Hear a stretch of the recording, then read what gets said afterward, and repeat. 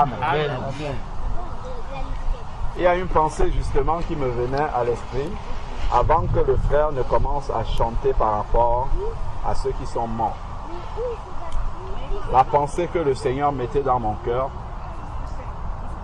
pour chacun d'entre nous, c'est: est-ce que tu peux imaginer qu'il y a des milliers et des millions de morts actuellement qui souhaitent être à ta place pour pouvoir louer Dieu? Il y a des milliers et des milliers de morts actuellement qui sont dans le séjour des morts et qui souhaitent avoir une seule seconde pour venir être à ta place pour louer Dieu comme ça. Pour que nous mesurons le privilège que nous avons de pouvoir rester là et d'adorer le roi de la vie. C'est un grand privilège. Et l'Esprit de Dieu a commencé à mettre ça dans la bouche du frère. Quel concours est-ce que tu as passé pour être là? Qu'est-ce que tu as fait pour mériter d'être encore là et de pouvoir louer le Seigneur, le roi des rois, le Tout-Puissant, celui qui a créé le ciel et la terre? Quel privilège, quelle joie, quel honneur de pouvoir adorer et célébrer celui qui nous a créés, celui qui a créé l'univers dans lequel nous sommes. Dieu n'a pas besoin de notre louange. C'est un privilège qu'il nous accorde de pouvoir le louer. Parce que des milliards et des milliards louent déjà Dieu. Il pourrait se suffire de cette louange-là. Cette louange-là le suffit. Et les milliards qui louent Dieu ne sont pas pécheurs. Hein. Ce sont les anges qui sont dans le ciel, ils ne pêchent pas du tout. Ce sont les saints anges, comme la parole de Dieu dit. Dieu pourrait se contenter de la louange de ces saints anges. Mais Dieu accepte la louange des pécheurs que nous étions. Des pécheurs repentis. Dieu accepte cette louange-là. C'est un privilège. Amen, amen. Il ne faudrait pas que nous nous habituions à cette grâce-là comme étant un dû. Donc, voilà. Dieu n'a pas le choix. Dieu a le choix de ne pas accepter notre louange. Dieu a le choix de nous permettre de mourir, que nous allions dans le séjour des morts. La parole de Dieu dit que ce ne sont pas ceux qui descendent dans la fosse qui adorent Dieu, mais ce sont les vivants. C'est au milieu de l'assemblée des vivants que Dieu siège. C'est une grâce que nous avons là. Si nous ne sommes pas conscients de cette grâce-là, Dieu peut nous enlever et remplacer par quelqu'un d'autre. Quelqu'un qui sera conscient de la grâce qu'il a d'être là dans la présence de Dieu, de pouvoir élever sa voix et que sa voix soit entendue au milieu de tous les millions et des millions de voix qui arrivent dans le ciel. La parole de Dieu nous dit dans le livre d'Apocalypse que nos prières arrivent dans un vase d'or qu'on amène comme ça dans la présence de Dieu. Pour dire la bonne odeur que la louange des saints a devant le Seigneur. Quand toi-même, toi et moi, tu regardes la vie que tu as tous les jours, qu'est-ce que tu mérites? Nous ne méritons pas cela du tout. Du tout, du tout. C'est grâce au sacrifice de Jésus. C'est le sacrifice de Jésus qui donne la bonne odeur à notre louange. N'eût été le sacrifice de Jésus, Dieu fermerait ses oreilles. Je ne veux pas entendre ça. Parce que ça, c'est la louange des pécheurs. Dieu est saint et rien de souillé ne peut entrer dans sa présence. C'est le sacrifice de Jésus qui purifie notre louange et permet qu'elle puisse arriver dans le ciel avec la bonne odeur. C'est comme si c'est Jésus qui louait. C'est ça. Grâce à son esprit qui habite en nous, quand la louange arrive devant le Seigneur, c'est comme si c'est Jésus qui était en train de chanter. Et c'est la grâce que nous avons. Et on doit se rendre compte, on doit réaliser cela. On doit réaliser que c'est un privilège et que Dieu n'est pas obligé d'accepter cette louange-là. Il n'est pas obligé. Regardons dans l'Ancien Testament, quand les enfants d'Israël se mettaient dans la présence de Dieu, s'il y avait un péché, qu'est-ce que Dieu faisait? Dieu va dire, écartez-vous un peu. Souvenons-nous de Akan qui était parti.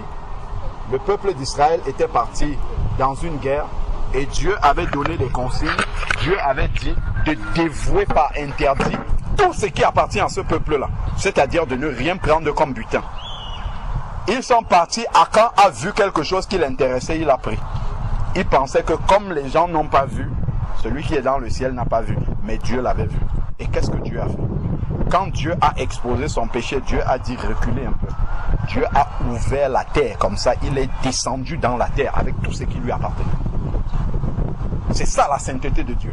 Si aujourd'hui il n'y avait pas le précieux sang de Jésus et le sacrifice de Jésus, si nous n'étions pas au bénéfice de ce sacrifice-là, c'est ça que Dieu ferait encore aujourd'hui. Nous arrivons comme ça. Si ton cœur est un peu mauvais, une mauvaise pensée, un manque de pardon, quelque chose comme ça, dès que tu ouvres la bouche, Dieu, paf, il te foudroie directement. C'est que tes corps seraient couchés comme ça partout, dans la présence de Dieu. C'est comme ça que Dieu agissait dans l'Ancien Testament. Dans le livre de Lévitique 10, on le voit. Quand les enfants de Aaron sont venus offrir le sacrifice devant le Seigneur, la Bible dit, Lévitique 10, qu'ils ont apporté un feu étranger dans la présence de Dieu. Dieu ne les a pas appelés à côté pour dire, attendez, on ne fait pas comme ça. Comme Dieu avait déjà dit, je ne veux pas le feu étranger dans sa présence. Le feu étranger, c'est ce qui ne glorifie pas Dieu, même dans nos cœurs.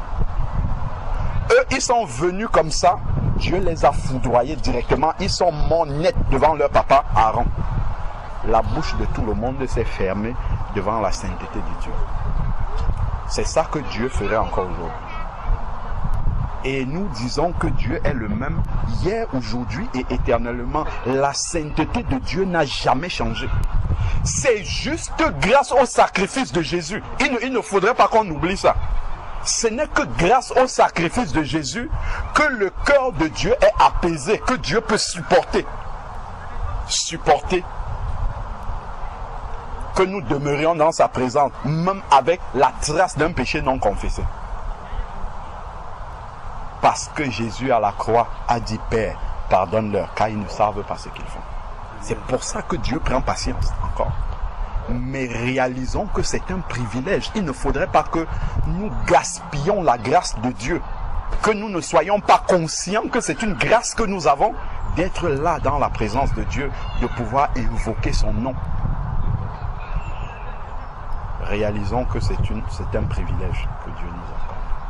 C'est très important. C'est très très important. Ne nous habituons pas à la grâce de Dieu comme étant un dû. Ce n'est pas un dû, c'est un privilège que Dieu nous accorde. Amen.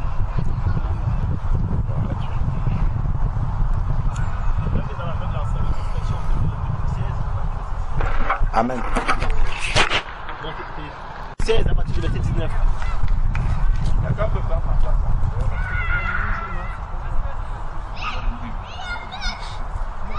Luc 16 à partir du verset 19, le frère a dit, il y a une place pour celle qui veut. Il y a une autre place ici.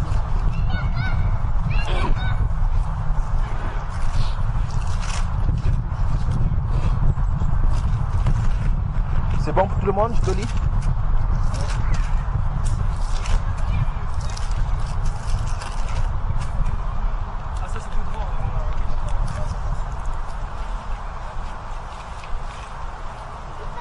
Luc chapitre 16 à partir du verset 19. C'est bon, tout le monde? Je vais lire. Il y avait un homme riche qui était vêtu de pourpre et de flancs lents et qui chaque jour menait joyeuse et brillante vie. Un pauvre nommé Lazare était couché à sa porte, couvert d'ulcères et désireux de se rassasier des miettes qui tombaient sur la table du riche. Et même les chiens venaient encore lécher ses ulcères. Le pauvre mourut et il fut porté par les anges dans le sein d'Abraham. Le riche mourut aussi et il fut enseveli. Dans le séjour des morts, il leva les yeux et tandis qu'il était en proie au tourment, il vit de loin Abraham et Lazare dans son sein. Il s'écriait, Père Abraham, aie pitié de moi et envoie Lazare pour qu'il trempe le bout de son doigt dans l'eau et me rafraîchisse la langue, car je souffre cruellement dans cette flamme. Abraham répondit, mon enfant, souviens-toi que tu as reçu tes biens pendant ta vie et que Lazare a eu les mots pendant les siens. Maintenant, il est ici consolé et toi, tu souffres. D'ailleurs, il y a entre nous et vous un grand abîme, afin que ceux qui voudraient passer d'ici vers vous ou de là vers nous ne puissent le faire. Le riche dit, je te prie donc, Père Abraham, envoie Lazare dans la maison de mon père, car j'ai 5 frères. C'est pour qu'il leur atteste ces choses, afin qu'ils ne viennent pas aussi dans ce lieu de tourment. Abraham répondit, ils ont Moïse et les prophètes qui les écoutent. Et il dit, non, Père Abraham, mais si quelqu'un des morts va vers eux, ils se repentiront. Et Abraham leur dit, s'ils n'écoutent pas Moïse et les prophètes, ils ne se laisseront pas persuader quand même quelqu'un des morts ressuscitera. Amen. Amen. Et le texte qui en fait est simplement pour confirmer ce que le frère dit, le frère nous disait tout à l'heure, que en fait c'est une grâce que Dieu nous accorde en fait de, je dirais, même de se réveiller le matin. Amen. Parce qu'en fait dormir, c'est comme normal en fait. C'est la pratique du corps et après on dort, mais se réveiller, c'est pas quelque chose de normal. C'est la grâce de Dieu. Amen. Parce qu'en fait, comme nous sommes là, on va peut-être travailler, on va marcher, après naturellement le corps va connaître une fatigue. Naturellement, quand tu fournis beaucoup d'efforts, le corps connaît une fatigue et là, tu peux te coucher pour dormir. Mais quand tu dors, il y a quelque chose qui se passe dont toi tu ne maîtrises plus. Amen. D'où viennent parfois les songes, d'où viennent parfois les rêves, d'où viennent parfois beaucoup de choses qui se passent, qui n'est plus en fait à notre portée en fait humaine. Et là, c'est Dieu qui nous contrôle. Et Dieu ne nous contrôle pas parce qu'on le paye. Parce que si Dieu nous demandait de lui payer en fait l'heure, je ne sais pas combien il aurait demandé et personne ne pourrait payer. Parce que rien que sur la terre où nous sommes, il y a des métiers qu'on paye l'heure peut-être à 100 €, je ne sais pas, 200 €, je ne sais pas combien. Mais je crois que tous ceux qui sont aussi là ne sont pas prêts à payer ne serait 500 € pour de l'heure à un garde du corps. À plus forte raison, Dieu qui veille sur nous quand nous dormons. Et en plus, il nous réveille encore. Tout cela en fait vraiment par grâce en fait. Pas parce qu'en fait on le mérite. Parce que parfois on se couche à 2, à 3, à 4, on se réveille à 9, l'autre ne s'arrive pas à se réveiller. Qu'il est mort, on ne sait pas quoi qu'est-ce qui s'est passé, mais il est mort. Mais Dieu nous fait grâce. Et Lazare, après qu'il soit mort, a eu besoin en fait de faire un retour. A eu besoin qu'en fait on lui redonne une chance pour pouvoir en fait rectifier les erreurs qu'il avait fait. Non, l'homme riche plutôt, mais il était trop tard. Il était trop tard. Et une parole que Moïse lui a dit en fait, c'est que Abraham lui a dit, ils ont Moïse, ils ont les prophètes. Et nous avons plus que Moïse, nous n'avons plus que les prophètes, Jésus en fait, le Saint-Esprit. Ah. Parce que celui qui est avec nous en fait, il n'est plus que Moïse, il n'est plus que les prophètes en fait. C'est Jésus en fait, c'est le Saint-Esprit. Et en fait, il y a le psaume 22 au verset 4, il est dit en fait que Dieu siège en fait au milieu des louanges de son peuple en fait. Et en fait, quand le Seigneur nous donne en fait l'occasion de louer en fait son nom, réjouissons-nous déjà nous-mêmes parce que c'est une grâce que Dieu nous fait. Et laissons-nous en fait emporter en fait par la grâce que Dieu nous donne en fait pour en fait le rendre gloire. C'était simplement pour lire ce verset pour confirmer ce que en fait le frère disait en fait au travers des Écritures. Amen. C'était que ça que je voulais. Gloire à Dieu. Amen. Ça me rappelle des paroles que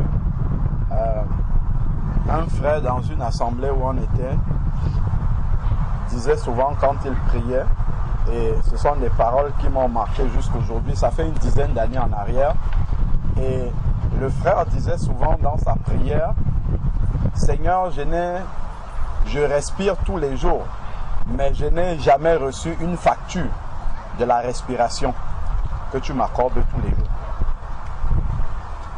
Imaginons un peu, nous recevons les factures pour beaucoup de choses. Les téléphones, Internet, je ne sais pas moi, les factures pour ceux qui ont des enfants, la crèche, les cantines, tout ça. Imaginons un peu, parce que je crois que la chose que nous utilisons le plus, c'est la respiration.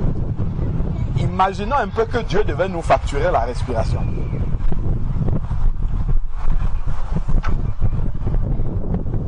Je vais nous donner une petite idée, parce que je suis passé par là, un peu. On ne m'a pas facturé la respiration. C'est juste pour nous donner une petite idée qui est loin de la réalité de Dieu, mais qui peut nous faire réfléchir un peu.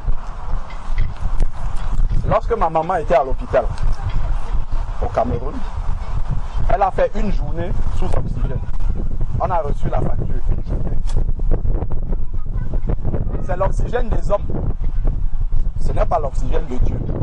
Quelqu'un peut être sous oxygène alors qu'il est mort depuis très longtemps. Mais l'oxygène, là, ce que j'entends par l'oxygène cette fois-ci, je parle de la respiration de Dieu. Quand Dieu nous donne la respiration, nous avons l'assurance que nous sommes encore vivants. Et la facture qu'on avait reçue s'élevait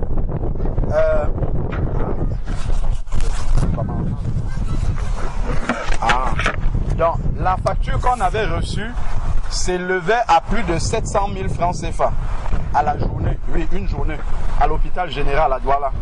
Une journée d'oxygène, plus de 700 000 francs CFA. Une seule journée. Donc on a dépassé les 1000 euros.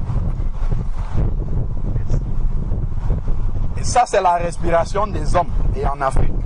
Imaginons un peu que la respiration céleste de Dieu, s'il devait nous envoyer une facture chaque jour, ce que ça devrait coûter.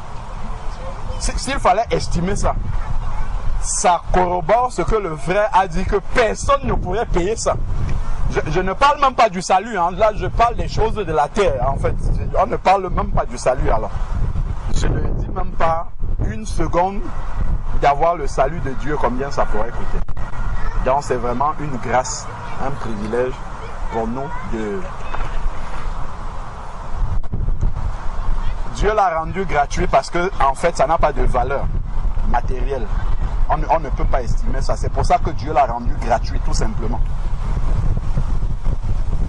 Et la seule chose que nous avons à faire, c'est d'apprendre. C'est ça que le Seigneur attend de nous. Et pour avoir vraiment cette assurance-là, Dieu aurait pu créer des personnes qui sont comme des robots qui n'ont pas de volonté propre. Mais Dieu nous a créés en nous donnant une volonté et en nous laissant le libre arbitre de pouvoir choisir de le suivre ou de ne pas choisir.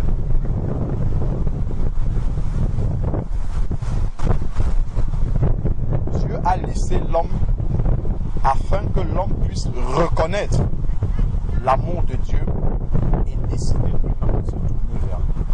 Mais c'est de tout notre cœur que nous devons aller vers le Seigneur. C'est ça que Dieu attend. C'est que le cœur entier se tourne vers lui. Ce n'est pas à moitié. Même si dans la pratique, on ne manifeste pas encore la perfection. Ce n'est pas ça que Dieu attend. Parce que ça dépend de lui. C'est lui qui va nous amener jusqu'à ce chemin-là. Mais ce qu'il attend de nous, c'est que le cœur qu'il nous a donné, dans lequel il a laissé le libre arbitre, que ce cœur-là décide de le suivre entièrement. C'est ça que Dieu attend. Peu importe la noirceur du péché dans lequel Dieu nous a tirés, si c'est que notre cœur s'est totalement tourné vers lui, Dieu va nous transformer totalement.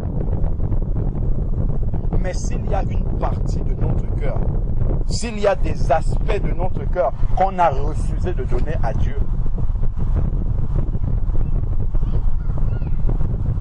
dans notre marche déjà, pour ceux qui sont convertis, ça se fait.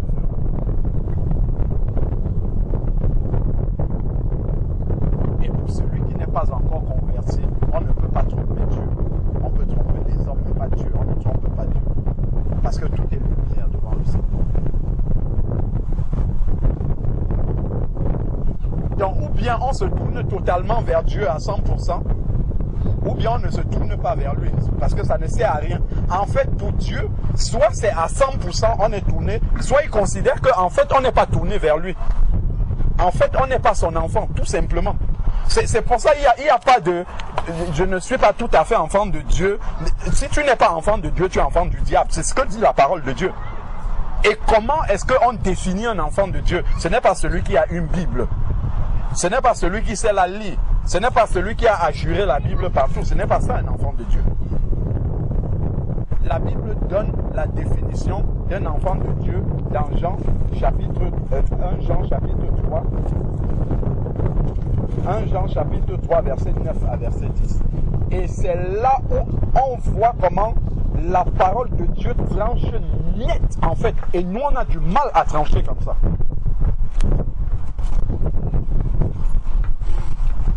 Parce que en fait on pense que Dieu est comme nous avec les sentiments, ainsi de suite. Dieu lui tranche net, il a une définition. Cette définition-là, ce n'est pas une question de perfection manifestée. C'est une question du cœur, toujours. C'est là-dedans que ça se passe. 1 Jean chapitre 3, versets 9 à 10. Qu'est-ce que la parole de Dieu appelle un enfant de Dieu? Quiconque est né de Dieu. Né de Dieu, ça veut dire enfant de Dieu. Chacun de nous est né d'un père et d'une mère. Ça veut dire qu'il est leur enfant dans la chair. Donc, quiconque est né de Dieu ne commet pas ou ne pratique pas le péché. Ça veut dire qu'il ne vit pas de manière habituelle dans le péché. Il ne prémédite pas le péché pour le commettre. Il ne voit pas ce qui est contre la volonté de Dieu et en son âme et conscience, il va pour accomplir cela. Un enfant de Dieu peut lutter avec le péché, la Bible le dit. Vous n'avez pas encore lutté contre le péché jusqu'au sang. Oui, un enfant de Dieu peut lutter. Et ça montre que c'est un enfant de Dieu. Parce qu'il ne peut pas supporter d'avoir la sainteté d'être, parce que avoir le Saint-Esprit, c'est avoir été rendu participant de la nature de Dieu. C'est-à-dire que Dieu nous a accordé sa nature. C'est pour ça qu'on nous appelle enfants de Dieu. Et la nature de Dieu, c'est une nature de sainteté. Donc un enfant de Dieu, s'il est vraiment enfant de Dieu, ne peut pas supporter de vivre dans le péché. Il ne peut pas supporter. C'est un peu comme si je me promène ici, là. Je regarde bien. D'ailleurs, même comme je ne vois pas tout. Tout ce que je vois là, je ne vois personne ici qui a un vêtement sale. Tout le monde en venant ici s'est assuré que le vêtement qu'il a porté est propre. Tout le monde. Il n'y a pas quelqu'un qui a dit, bon, de toute manière, il prend n'importe quel vêtement, même si c'est tombé dans la boue, il ne regarde pas, il porte, il vient ici. Personne n'a fait ça. Personne n'a fait ça. Pourquoi? Parce que en nous, en fait, il y a un bon sens qui est là. On ne peut pas venir au milieu des autres. Non seulement on va les gêner, ainsi de suite. Personne n'a fait ça. Mais de la même manière, un enfant de Dieu, en fait, il ne peut pas supporter d'avoir sur la robe que le Seigneur lui a donnée le péché qui est là. Il ne peut pas supporter ça. Et c'est naturel. Ce n'est pas. Si tu ne sais pas que tu as péché, oui, dans l'ignorance, ça peut être là. Mais une fois que tu le sais, tu ne peux pas rester sans être troublé, sans être dérangé, sans rechercher comment t'en sortir. Donc quand on dit, vous n'avez pas encore lutté contre le péché jusqu'au sang, en fait, ce n'est même pas Dieu qui te demande de... C'est naturel, l'Esprit de Dieu ne te laisse pas. Il ne te laisse pas avec ça. Et c'est comme ça qu'on réalise que la vie de Dieu, la nature de Dieu est en nous. Et que nous sommes réellement enfants de Dieu. C'est comme ça qu'on le réalise. Si ça ne se passe pas chez nous, la vérité c'est que nous ne sommes jamais nés de nouveau. C'est ça que ça veut dire.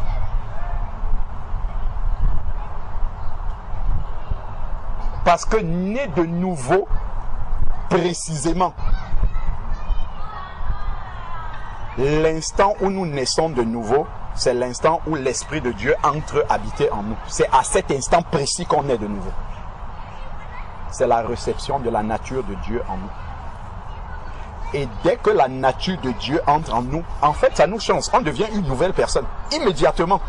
Donc, c'est la nature de Dieu en nous qui nous rapproche des choses de Dieu. Donc, si on me dit même, il faut que tu loues le Seigneur, il faut que tu lises la Bible, c'est un non-sens, en fait.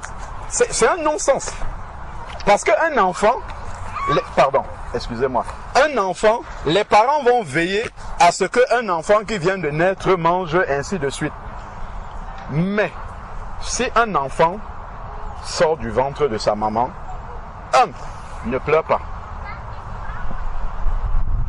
Pour celles qui sont dans le domaine médical, si l'enfant ne pleure pas, c'est un mauvais signe, vrai ou faux? Est-ce que quelqu'un dit à l'enfant, il faut que tu pleures? Quelqu'un lui dit ça? D'ailleurs, il ne peut même pas comprendre qu'il faut qu'il pleure. Même s'il fallait lui dire, il ne peut même pas comprendre ça. C'est en lui. C'est en lui que quand il sort, il doit pousser un cri. Pourquoi il doit pousser un cri? Parce que quand il était dans le ventre, ce n'est pas le même univers. Quand il sort, tout change immédiatement. L'enfant de Dieu, c'est la même chose. Quand on est de nouveau, on entre dans un nouveau royaume spirituellement. Donc tout change. Donc il y a une manifestation qui doit se produire dans notre vie. Ceux qui sont à côté voient l'enfant pleurer. De la même manière, quand on reçoit l'Esprit de Dieu, ceux qui sont à côté le voient. Il y a des expressions, une manière d'être, une manière de parler. Il y a des choses qui se voient naturellement sans qu'on ait besoin de nous dire de faire ça. C'est ça une vraie nouvelle. On a des nouvelles naissances fabriquées aujourd'hui. Fabriquées humainement. Des nouvelles naissances qui ne sont pas naturelles. Dieu n'utilise pas des expressions qu'il emprunte à la nature. Comme il dit, la nature ne vous enseigne-t-elle pas? Il ne prend pas des expressions par hasard. Il prend des expressions qui sont réelles par rapport à la réalité spirituelle. Quand l'enfant se couche, ou quand l'enfant est là, on dit souvent, je ne sais pas, il faut 4 tétés par jour, ainsi de suite. Si vous avez votre enfant, certains sont nouvellement papa, il fait 6 heures de temps, il ne réclame pas. Il fait une journée, il ne réclame pas. Le lendemain, il ne réclame pas. 2, 3 jours. Je crois que même si vous êtes un papa, une maman inconsciente, vous allez prendre cet enfant-là, vous allez l'amener chez le pédiatre. Comment un enfant de Dieu se sépare de la parole de Dieu pendant des jours et des jours, ça ne le dérange pas. Il vit sans prier, ça ne le dérange pas. Il y a un problème. Il faut pas se mentir. Ce n'est pas parce que tu sais lire la Bible que tu es né de nouveau. La nouvelle naissance, c'est une réalité. C'est une réalité qui est en toi, en fait. On ne te dit pas de lire la Bible. On ne te dit pas de méditer. On ne te dit pas de témoigner Jésus. C'est des choses que l'Esprit de Dieu en toi te pousse à faire naturellement, comme l'enfant. Bien entendu, l'enfant a besoin de ses parents qui vont l'aider à faire certaines choses, mais il y a des automatismes en fait qui sont déjà en l'enfant et les parents l'aident simplement à canaliser ça. C'est la même chose avec la nouvelle naissance. L'Esprit de Dieu qui habite à l'intérieur de toi te conduit déjà dans certaines choses et ceux qui vont t'enseigner la parole de Dieu t'aident juste comme les parents à te mettre sur le droit chemin et ce que tu as déjà de naturel en toi se manifeste et grandit naturellement. Naturellement. C'est comme ça que ça se fait, en fait. Donc, s'il n'y a pas ces signes-là, naturels, de la nouvelle naissance en nous, il faut se poser des questions. Mais ça se manifeste uniquement si notre nouvelle naissance est réelle. Je suis parti du cœur tout entier qui se donne à Dieu. Pas une partie seulement. Pas 50%. C'est la totalité de notre cœur. Ça ne veut pas dire que nous sommes parfaits, mais c'est que j'ai décidé entièrement de suivre le Seigneur. Sinon, il y aura un problème. Sinon, notre marche va piétiner. Sinon, quand on va nous donner la parole de Dieu, on va dire c'est trop difficile. Comment est-ce que je peux mettre cette parole-là en pratique? Ça déjà, quand je me pose cette question, il y a un problème en fait. Il y a un problème déjà de se poser juste cette question, il y a un problème. Parce que l'Esprit de Dieu qui est venu habiter en nous, nous conduit naturellement à aspirer à mettre en pratique cette parole-là. À aimer mettre en pratique cette parole. Quand tu réussis à... Quand tu mets en pratique la parole de Dieu, par exemple, si tu évangélises une âme et qu'elle se donne au Seigneur, est-ce que c'est quelqu'un qui te dit d'être content? Mais non, on n'a pas besoin de te le dire. Il y a une joie naturelle, c'est Dieu qui met ça dans toi. C'est l'Esprit de Dieu. Ça, c'est le fruit. Ça montre que tu as l'Esprit de Dieu. Tu te réjouis quand tu vois une âme, même si ce n'est pas toi qui l'as baptisée, sortir des eaux du baptême. Il y a une joie qui est dans ton cœur. Et ça, c'est naturel. Quand tu as mis en pratique la volonté de Dieu, il y a une joie, une harmonie en fait. Un bien-être qui vient En fait, tu réalises que tu es à ta place véritablement.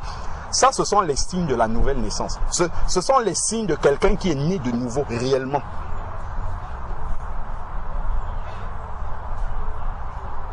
C'est important d'avoir de bons fondements. C'est important d'avoir la bonne racine. Il y a beaucoup de difficultés dans la marche des enfants de Dieu parce que la base est mauvaise. Parce que la fondation n'est pas bonne. Parce que la nouvelle naissance est fabriquée. Ce n'est pas une vraie nouvelle naissance spirituelle.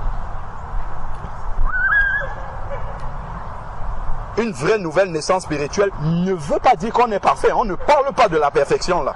On parle juste d'un cœur qui s'est tourné entièrement vers Dieu. Et là, peu importe d'où Dieu t'a tiré, même si c'est que tu étais, je ne sais pas, le plus grand gangster, ce n'est pas ça qui importe. Pour Dieu, c'est juste, est-ce que ton cœur s'est tourné totalement vers moi? Si c'est bon, là, Dieu va travailler avec toi de manière normale jusqu'à t'amener à la perfection qu'il dit dans sa parole. Nous sommes juste en train d'expliquer 1 Jean chapitre 3 verset 9. Quiconque est né de Dieu ne pratique pas le péché. Pourquoi il ne peut pas pratiquer, il ne peut pas pécher volontairement? Là, on vient déjà de dire la suite là. Parce que la semence de Dieu demeure en lui. Ne vous est-il jamais arrivé de vous trouver dans une situation de faire la volonté de Dieu sans savoir que c'est Dieu, sans savoir que c'est ce qu'il faut faire en tant qu'enfant de Dieu? Et c'est bien plus tard que vous recevez l'enseignement dessus et vous dites, ah, donc c'est ça qu'il fallait faire. Il y a bien des situations qu'on traverse, on n'a pas encore reçu l'enseignement dessus, mais on réagit comme Dieu veut. Et c'est plus tard qu'on va recevoir l'enseignement. C'est parce que la semence de Dieu est déjà en nous. Dieu nous évite souvent de tomber dans certaines situations. Et en fait, c'est simplement parce que tu es un enfant de Dieu. Tu regardes certaines choses. Ça ne ressemble pas à Dieu, ça. Et tu passes de côté. C'est plus tard, un jour tu entends l'enseignement, avec la parole de Dieu, tu comprends, tu dis, ah, je comprends pourquoi Dieu n'avait pas voulu que je fasse cette chose. C'est la semence de Dieu qui est déjà en toi. Même si tu n'as pas encore la conscience pleine. Nous tous d'ailleurs, on n'a pas la conscience de toute la parole de Dieu. Mais il y a beaucoup de choses de la volonté de Dieu qu'on met déjà en pratique. Jusqu'au jour où on aura la pleine révélation de comprendre pourquoi on avait fait ça à tel moment. C'est la semence de Dieu. Elle ne vient pas à moitié, elle vient en entier en nous. La semence de Dieu habite déjà en nous. C'est la parole de Dieu qui habite en nous et elle est maintenue en nous par le Saint-Esprit. Parce que ce que le Saint-Esprit fait, c'est que quand on se retrouve dans une situation, tu emmagasines la parole de Dieu. Quand tu te trouves dans une situation où il faut l'appliquer, le Saint-Esprit va piocher dans cette semence-là qui est en toi. Il sort la bonne parole qu'il faut appliquer et il te dit, là voilà, c'est celle-ci qu'il faut appliquer dans cette circonstance. Et c'est ça qui va t'éviter de tomber en dehors de la volonté du Seigneur. C'est pour ça qu'il ne peut pas pécher. Parce que la semence de Dieu qui est la volonté de Dieu dans sa parole est en lui et l'Esprit de Dieu est là pour lui rappeler la volonté de Dieu à chaque fois. C'est pour ça qu'il ne peut pas pécher. Derrière tout cela maintenant, c'est un mécanisme qui se passe, mais dans tous les cas, Dieu ne viole jamais notre volonté. L'Esprit de Dieu va nous le rappeler et il va nous laisser. Il ne va pas nous forcer à mettre la volonté de Dieu en pratique. Il va nous révéler la volonté de Dieu et c'est l'amour de Dieu qui va nous conduire à choisir de mettre en pratique cette volonté-là, tout simplement. Donc s'il n'y a pas l'amour de Dieu, on verra la volonté de Dieu et nous on ne va pas la mettre en pratique, on va se mettre à côté, on va passer à côté. C'est pour ça qu'un enfant de Dieu peut arriver à pécher aujourd'hui. La volonté de Dieu lui est révélée, Mais comme le cœur n'est pas tourné entièrement vers Dieu, donc l'amour de Dieu n'est pas suffisant dans son cœur pour accepter la volonté de Dieu, parce que peut-être la chair n'est pas crucifiée, parce que je ne sais pas, il y a beaucoup de choses, mais en tout cas, le fond, c'est que l'amour de Dieu n'est pas suffisant dans son cœur pour accepter la volonté de Dieu et la mettre en pratique. Donc il va prendre un chemin qui n'est pas celui de la volonté de Dieu et il sera en dehors de la volonté de Dieu. Voilà comment il va se retrouver à pécher. Donc, il dit, parce que la semence de Dieu demeure en lui, il ne peut pratiquer le péché, il ne peut vivre volontairement dans le péché. Cela peut lui arriver par accident.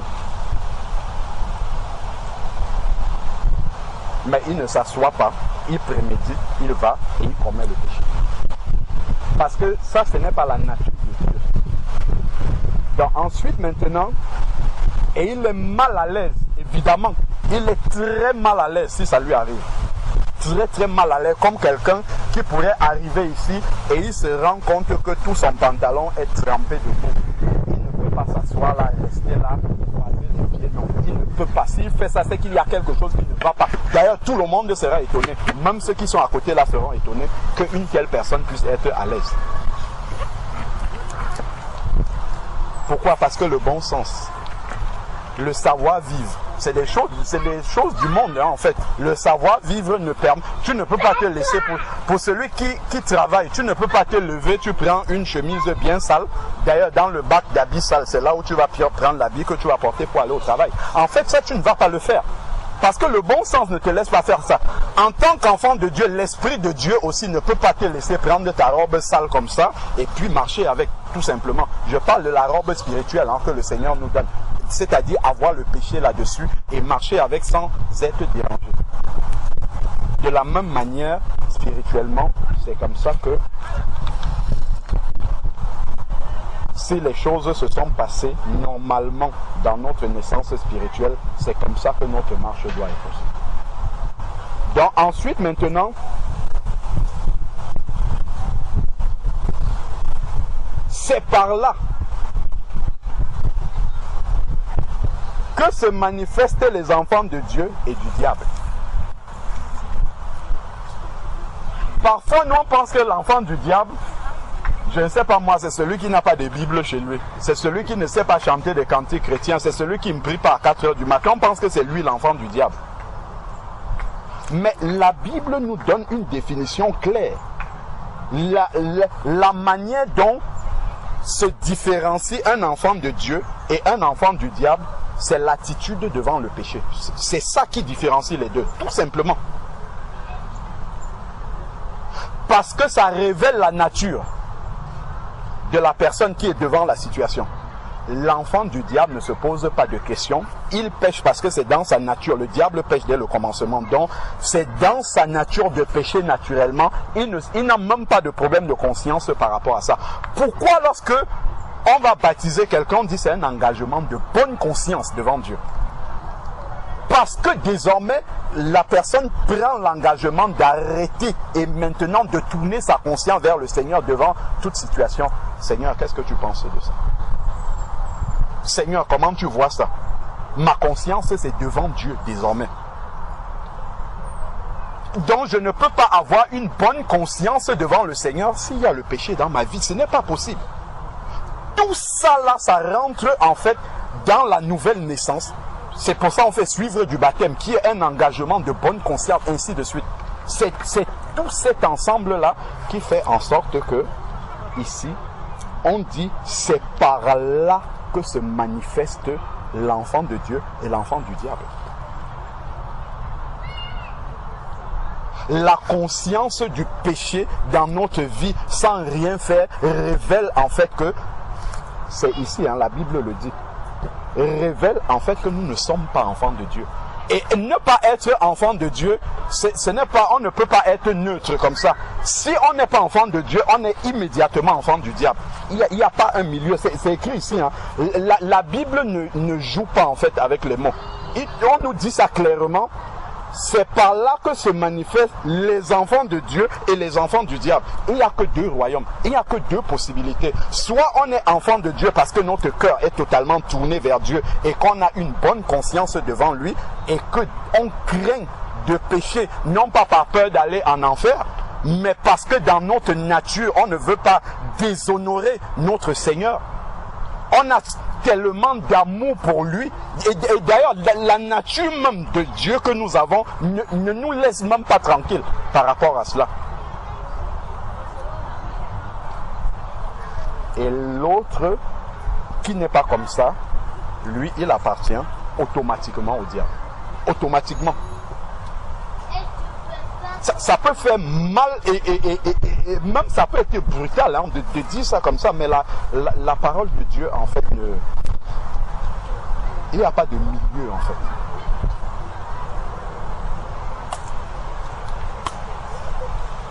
Quiconque ne pratique pas la justice n'est pas de Dieu. Recherchez l'équité, la justice, les partis pris, tout ça, non, ce n'est pas de Dieu. Cherchez ce qui est juste, même si ça ne nous arrange pas.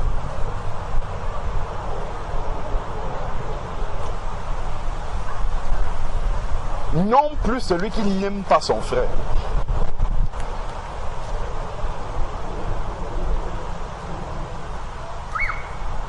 Quiconque ne pratique pas la justice n'est pas de Dieu, non plus celui qui n'aime pas son frère.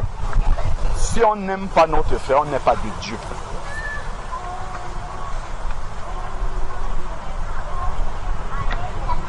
C'est ce que la parole de Dieu nous dit. Si on n'aime pas notre frère, on n'est pas de Dieu. Même si on confesse son nom, même si on dit beaucoup de choses, on n'est pas de lui. Pourquoi en fait, tout ça, quand on dit on n'est pas de Dieu, tout ça, ce n'est pas une appartenance à un groupe, ce n'est pas ça être appartenir à Dieu, ce n'est pas ça. C'est la nature de Dieu en nous qui fait que nous lui appartenons. Et cette nature-là ne nous permet pas de ne pas aimer notre frère, par exemple.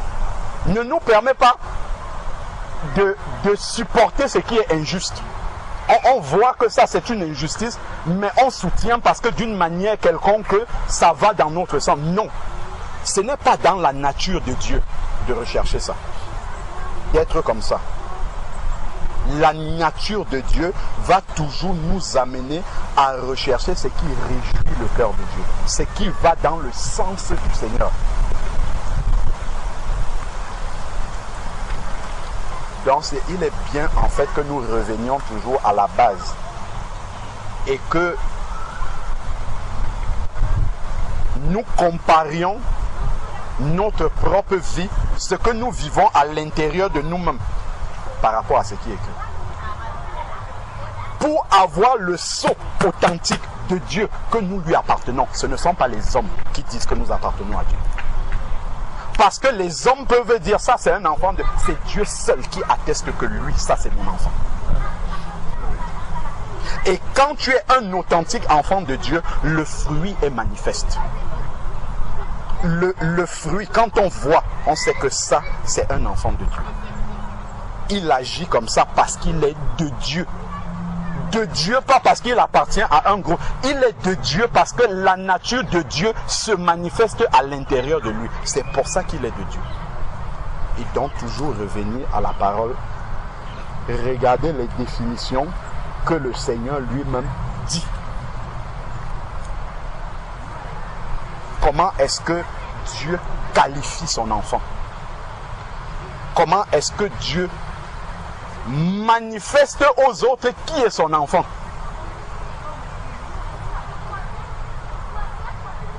Parce que Jésus,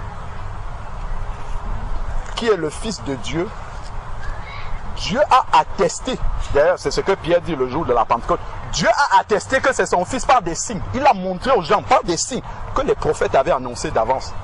Il a montré et Jésus manifestait ces signes-là. Souvenons-nous quand Jean-Baptiste était en prison. Quand il a commencé à douter et qu'il a envoyé ses disciples demander à Jésus, lui-même qui avait confessé, voilà l'agneau de Dieu, voilà l'agneau de Dieu qui ôte le péché du monde. c'est Jean-Baptiste qui l'avait dit. Et il a dit, celui qui m'a envoyé m'a dit... Ouais, vraiment, merci beaucoup. Celui qui m'a envoyé m'a dit, celui sur qui descendra la colombe, c'est lui qui est mon fils. Il avait le témoignage de Dieu sur la manière dont il devait reconnaître le Messie. Donc Dieu lui a donné un signe. De la même manière, Dieu donne dans sa parole des signes pour reconnaître ses enfants. Et ces signes-là, nous devons les connaître. Mais malheureusement, je ne sais pas comment dire, la contrefaçon humaine nous a conduit à avoir d'autres signes qui ne sont pas les signes bibliques pour reconnaître les enfants de Dieu. Lorsque on est venu dire à Jésus la question que Jean-Baptiste lui posait, de savoir si c'est lui qui est le Messie, si c'est lui qui devait arriver ou si on devait attendre quelqu'un d'autre, Jésus ne lui a pas répondu, c'est moi. Jésus lui a rappelé les signes. Tu viens me demander si je suis un enfant de Dieu, je ne te donne pas ma date du baptême. Je te dis comment est ma vie. Ou bien je te dis, regarde ma vie et tu sauras si je suis un enfant de Dieu. Tout simplement. Parce qu'il y a des signes qui montrent que je suis un enfant de Dieu ou pas. Donc, et ces signes-là sont là dans la parole de Dieu. Les plus forts, là, c'est clairement dit ici, là, par rapport à être un enfant de Dieu. Donc, c'était simplement un rappel par rapport à d'où nous sommes partis. La notion du cœur qui est entièrement tourné vers le Seigneur. L'amour de Dieu. Parce que si le cœur est totalement tourné vers le Seigneur, naturellement, normalement, l'amour de Dieu est entier dans notre cœur. Ça part de là. Si l'amour de Dieu est entier dans notre cœur, quand Dieu nous montrera sa volonté, on va choisir de la faire. On va accepter de la faire. Avec joie, pas non comme un fardeau, non. On ne va pas prendre ça. Parce que simplement, l'amour de Dieu déborde dans notre cœur. Et maintenant, être un enfant de Dieu, nous voyons comment est-ce que le signe d'un enfant de Dieu se manifeste. Il appartient maintenant à chacun d'entre nous, en bonne conscience devant le Seigneur, puisque c'est ce que nous avons accepté chacun d'entre nous le jour de notre baptême, d'avoir une bonne conscience devant Dieu. C'est à chaque fois d'examiner, parce que la parole de Dieu, même quand nous sommes devenus enfants de Dieu, le Seigneur nous dit encore d'examiner notre marche pour voir si nous sommes dans la foi, si nous marchons toujours comme un enfant de Dieu. Et la définition d'un enfant de Dieu, c'est toujours celle-là. Donc après avoir marché, nous devons toujours nous retourner et regarder la manière dont nous marchons. Est-ce que nous sommes toujours sur le chemin du Seigneur ou est-ce que nous sommes à côté et nous marchons sur un chemin parallèle? C'est important de toujours revenir à cela. Donc voilà un peu pour les enfants de Dieu, comment est-ce que le signe se manifeste. Et n'oublions pas que nous sommes partis, comme le frère Eugène nous l'a montré, de l'histoire du riche et de Lazare. Le frère a expliqué brièvement ce texte-là, mais je crois qu'on a perçu ce que le Seigneur était en train de nous rappeler. Et c'est parti de la louange qu'on a élevée vers le Seigneur. Je rappelle pour ceux qui n'étaient pas là, et le Seigneur nous rappelait qu'il y a beaucoup d'âmes qui sont dans le séjour des morts, des milliers et même des millions qui aurait souhaité être à notre place. Pour louer Dieu.